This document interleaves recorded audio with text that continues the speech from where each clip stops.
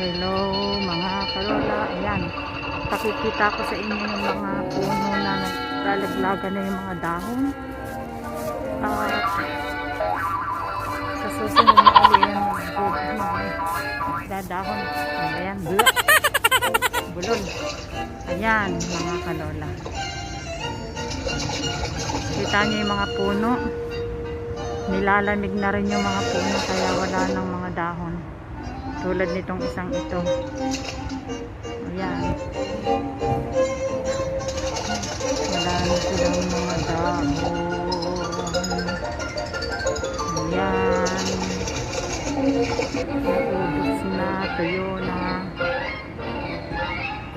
At mga kalola, hindi po yan patay.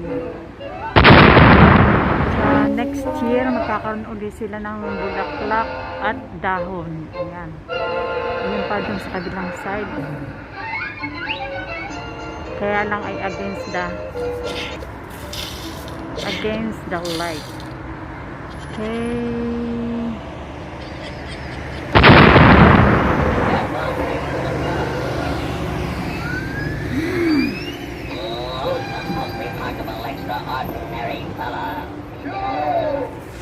talaga. Tara, let's ipapasyal ko kayo dito.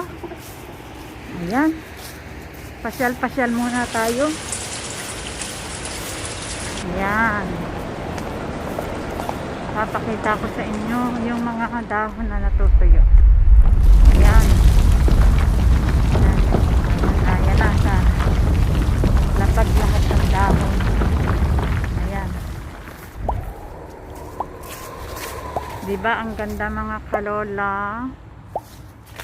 Puntahan muna natin si kuya kasi kanina pa siya nilalamig dyan. Oh, hello po. Kamusta na kayo dyan? Pwede bang maghawakan tayo? Ayan, kita nyo ang puno ng dahon. Ayan, nagkalat sa sahig. Pero next year po magkakadahon ulit siya. Hindi naman laging wala siyang dahon. Parang yung matanda nakakalbo rin. Tulad ko, marami. Oh, ayan mga kalola. Hanggang dito na lang at salamat sa panonood nyo. Yung hindi pa nakaka-subscribe, mag-subscribe na. Mag-like din naman kung minsan-minsan. At pakiclick yung bell button.